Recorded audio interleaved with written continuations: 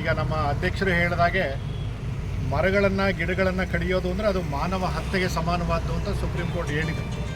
ಅಂದರೆ ಮಾನವನ ಹತ್ಯೆಗೆ ಜೀವಾವಧಿ ಶಿಕ್ಷೆ ಇದೆ, ಮರಣದಂಡನೆ ಶಿಕ್ಷೆ ಇದೆ. ಅದೇ ರೀತಿ ಯಾರ್ಯಾರು ಮರಗಳನ್ನು ಕಡಿತಾರೆ, ಮರಗಳನ್ನು ಸಸ್ಯ ಸಂಪತ್ತನ್ನು ಯಾರು ನಾಶ ಮಾಡ್ತಾರೆ, ಹತ್ಯೆ ಮಾಡ್ತಾರೆ, ಅವರಿಗೆ ಮಾನವ ಹತ್ಯೆಗೆ ಸಮಾನವಾಗಿರ್ತಕ್ಕಂಥ ಶಿಕ್ಷೆ ಮತ್ತು ದಂಡವನ್ನು ವಿಧಿಸಬೇಕು. ಅವ್ರು ಎಂಥ ದೊಡ್ಡ ಸರ್ಕಾರಿ ಉನ್ನತ ಅಧಿಕಾರಿಗಳಾಗಿರಲಿ, ಮರಗಳನ್ನು ಗಿಡಗಳನ್ನು ರಕ್ಷಿಸಬೇಕು, ನೆಡಬೇಕು ಅಂತಿದೆ.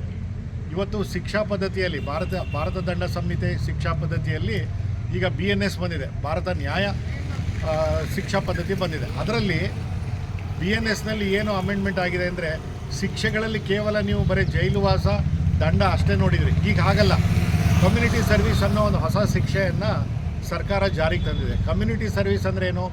ಸಮುದಾಯಗಳ ಸೇವೆ ಅಂದರೆ ಏನು?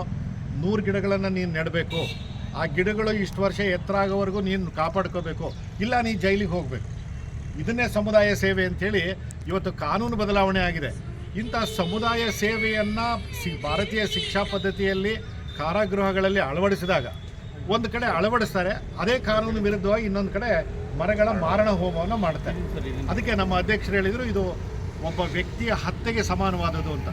ಇಷ್ಟಾಗಿಯೂ ಕೂಡ ಸರ್, ಹೈದರಾಬಾದ್ನಲ್ಲಿ ವಿಶ್ವವಿದ್ಯಾಲಯದಲ್ಲಿ ಆವರಣವನ್ನು, ವಿಶ್ವವಿದ್ಯಾಲಯ ಜಾಗವನ್ನು ಜಾಸ್ತಿ ಮಾಡೋದಕ್ಕೆ ಜಾಗ ಕೊಟ್ಟರೆ, ಅಲ್ಲಿ ಕಟ್ಟಡ ಕಟ್ಟೋದಕ್ಕಿಂತ ಮೊದಲು 500 ಎಕರೆ ಜಮೀನಿನಲ್ಲಿರ್ತಕ್ಕಂಥ ಎಲ್ಲ ಮರಗಳನ್ನು ಆಗಲೇ ಕಡಿತಾ ಬಂದರು. ಪ್ರಾಣಿಗಳು ಜೀವ ಬಯಲಿಂದ ಓಡ್ತಾ ಇದ್ದಾರೆ.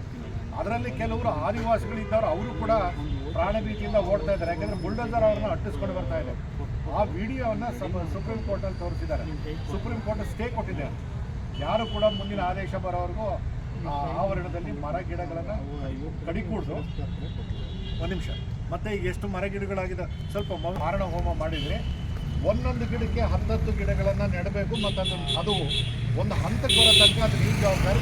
ಇಲ್ಲ ಹೋದರೆ ಫಾರೆಸ್ಟ್ ಡಿಪಾರ್ಟ್ಮೆಂಟ್ ಅವ್ರು ಎಷ್ಟು ದಂಡ ವಿಧಿಸ್ತಾರೆ ಅಷ್ಟನ್ನು ಕಟ್ಟಬೇಕು, ಜೈಲಿಗೆ ಹೋಗಬೇಕು ಅಂತ ಶಿಕ್ಷೆ ವಿಧಿಸ್ತಾರೆ. ಅದನ್ನು ವಿಧಿಸೋದಕ್ಕೆ ಈಗಾಗಲೇ ಸರ್ಕಾರವನ್ನು ಕೇಳ್ಕೊಂಡಿದೆ. ನಿಮ್ಮ ಅಭಿಪ್ರಾಯ ಏನು ಅಂತ ಕೇಳಿ. ಇನ್ನು ಕೆಲವೇ ದಿನಗಳಲ್ಲಿ ಆ ತೀರ್ಪು ಬರೋ ಚಾನ್ಸ್ ಇದೆ. ಅಂದರೆ ಸುಪ್ರೀಂ ಕೋರ್ಟ್, ಮಾನ್ಯ ಸರ್ವೋಚ್ಚ ನ್ಯಾಯಾಲಯ, ಕೆಲವು ಉಚ್ಚ ನ್ಯಾಯಾಲಯಗಳು ಈ ಥರ ದೃಢವಾದ ನಿಲುವುಗಳನ್ನು ತಗೊಂಡಾಗ, ಶಿಕ್ಷೆಯನ್ನು ಕಠಿಣವಾಗಿ ವಿಧಿಸಿದಾಗ ಆಗ ನಮಗೆ ಬುದ್ಧಿ ಬರುತ್ತೆ. ಕೇವಲ ನಮ್ಮ ಜನ ಇವತ್ತು ಹೆದರ್ತಾ ಇರೋದು ಕೇವಲ ಕೋರ್ಟಿಗೆ ಮಾತ್ರ.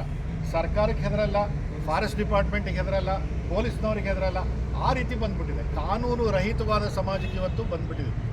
ನಮ್ಮ ಅಧ್ಯಕ್ಷರು ಹೇಳಿದಾಗೆ, ಒಂದು ಗಿಡ ಅನಿವಾರ್ಯವಾಗಿ ತೆಗಿಬೇಕು ಅಂದರೆ ಅದನ್ನು ನೀವು ಹತ್ಯೆ ಮಾಡಿ ಉರುಳಿಸೋದ್ರ ಬದಲಾಗಿ ಇಡೀ ಗಿಡವನ್ನೇ ಸ್ಥಳಾಂತರ ಮಾಡಬಹುದು. You can transport. ಅದು ಬಿಟ್ಟು ಇವರು ಕಡಿತೇನೆ ಕೇವಲ ಟಿಂಬರ್ ಯಾರ್ಡ್ಗಳು ಅಥವಾ ಇವತ್ತು ಟಿಂಬರ್ ಲಾಬಿಗಳು ಏನಿದ್ದಾವೆ, ಸಾಮಿಲ್ಗಳು, ಅವರು ಉದ್ಧಾರ ಆಗ್ತಾರೆ, ಕಾಂಟ್ರಾಕ್ಟರ್ಗಳು ಉದ್ಧಾರ ಆಗ್ತವೆ. ಈ ಮರದ ದಿಮ್ಮಿಗಳನ್ನು ಸಾಗಿಸುವಂಥ ಲಾರಿ ಮತ್ತು ಟ್ರಕ್ಗಳು ಉದ್ಧಾರ ಆಗ್ತಾರೆ. ಬಡ ಜನರಿಗೆ ಏನೂ ಆಗೋದಿಲ್ಲ. ಯಾಕೆ ಇಷ್ಟೊಂದು ತಾಪಮಾನ ಏರಿದೆ, ಯಾಕೆ ಮಳೆ ಹೋಗಿದೆ ನಮಗೆ, ಮತ್ತು ಅತಿಯಾಗಿ ಒಂದು ಸ್ವಲ್ಪ ಮಳೆ ಬಂದರೂ ಕೂಡ ಭೂಮಿ ಯಾಕೆ ಸವಳ್ಕೊಂಡು ಹೋಗಿ ಯಾವುದೋ ತಗ್ಗಿರೋ ಪ್ರದೇಶವನ್ನು ಮುಚ್ಚಾಕುತ್ತೆ? ಮರಗಿಡಗಳು ಇಲ್ಲದೆ ಇರೋದ್ರಿಂದ. ಮರಗಿಡಗಳು ಕೇವಲ ಮಳೆಯನ್ನು ತರ್ತದೆ ಅಂತ ಅಷ್ಟೇ ಅಲ್ಲ, ಅತಿ ಹೆಚ್ಚಾಗಿ ಅತಿವೃಷ್ಟಿ ಆಗಿರ್ತಕ್ಕಂಥ ಮಳೆ ಬಂದಾಗ ಭೂಮಿ ಸವಕಳಿಯನ್ನು ತಡೆಯುತ್ತೆ. ಅದರ ಕೆಳಗಡೆ ನೂರಾರು ಸಣ್ಣ ಸಣ್ಣ ಸಸ್ಯಗಳಿಗೆ ಆಶ್ರಯವನ್ನು ಕೊಟ್ಟಿದೆ. ಇಂಥ ಸಸ್ಯ ಸಂಪತ್ತನ್ನು ನಾವು ಅಜ್ಞಾನಿಗಳಾಗಿ ಹಾಳು ಮಾಡ್ತಿದ್ದೀವಲ್ಲ, ಇದ್ರ ವಿರುದ್ಧ ನಾವು ಕೇವಲ ಇದಿಷ್ಟೇ ಕ್ಯಾಂಡಲ್ ಲೈಟನ್ನು ಅಥವಾ ಮೇಣದ ಬತ್ತಿ ಉಳಿಸೋದ್ರ ಮೂಲಕ ಮಾತ್ರ ಪ್ರತಿಭಟನೆ ಅಲ್ಲ. ಶಾಲಾ ಕಾಲೇಜುಗಳಲ್ಲಿ ಒಂದು ಅರಿವನ್ನು ಉಂಟು ಮಾಡಿಸಿ ಬಹುದೊಡ್ಡ ಜನಯಾತ್ರೆಯನ್ನು ನಾವು ಕೊಂಡೊಯ್ಯಬೇಕು. ಆಗ ಮಾತ್ರ ಇದು ನಮಗೆ ಅರಿವಾಗುತ್ತೆ. ಇಲ್ಲ ಹೋದರೆ ಸಸ್ಯ ಸಂಪತ್ತು ಕೆಲವು ವರ್ಷಗಳಲ್ಲಿ ನಾಶವಾಗುತ್ತೆ. ನಮ್ಮ ಬದುಕು ಈಗಾಗಲೇ ದುಸ್ತರವಾಗಿದೆ. ಇದಕ್ಕಿಂತ ಹೆಚ್ಚು ಕಠಿಣವಾದ ಪರಿಸ್ಥಿತಿ ಬರೋ ಚಾನ್ಸಸ್ ಇದೆ ಅಂತ ಹೇಳ್ತಾ, ಇವತ್ತು ಸಾಂಕೇತಿಕವಾಗಿ ಒಂದು ಕಡೆ ಸೇರಿ ಕೆಲವು ಪ್ರಜ್ಞಾವಂತರು, ಸಂಖ್ಯೆಯಲ್ಲಿ ಕಡಿಮೆ ಇದ್ದರೂ ಕೂಡ, ಚಿತ್ರದುರ್ಗದಲ್ಲಿ ಇದುವರೆಗೂ ಯಾರು ಮಾಡದೇ ಇರೋ ಕೆಲಸ ನಮ್ಮ ರೈನ್ ಟ್ರಸ್ಟ್ನವರು, ನಾವು ಕೊನೆ ಪಕ್ಷ ಇದ್ರ ಮೂಲಕ ಮಾಧ್ಯಮದಲ್ಲಿ ಮತ್ತು ಜನರಲ್ಲಿ ಅರಿವನ್ನು ಉಂಟು ಮಾಡಿಸುವಂಥ, ಈ ಸಣ್ಣ ಹಟ್ಟಿಯಲ್ಲಿ ಅರಿವು ಉಂಟು ಮಾಡಿಸುವಂಥ ಕೆಲಸ ಮಾಡಿದ್ದೀವಿ. ಮುಂದೆ ಇದನ್ನು ಬಹಳ ಬೃಹತ್ ಯೋಜನೆಯಲ್ಲಿ ಜಿಲ್ಲಾ ಮಟ್ಟದಲ್ಲಿ ತಗೊಂಡು ಹೋಗಬೇಕಂತ, ಇದಕ್ಕಾಗಿ ನಾವು ಕಾರ್ಯಕ್ರಮವನ್ನು ಹಮ್ಮಿಕೊಳ್ಬೇಕು ಅಂತ ನಮ್ಮ ಸದಸ್ಯರಲ್ಲಿ ಕೇಳ್ಕೊಳ್ತಾ, ನನಗೆ ಅವಕಾಶ ಕೊಟ್ಟಿದ್ದಕ್ಕಾಗಿ ನಿಮ್ಮೆಲ್ಲರಿಗೂ ವಂದಿಸ್ತೇನೆ. ನಮಸ್ಕಾರ.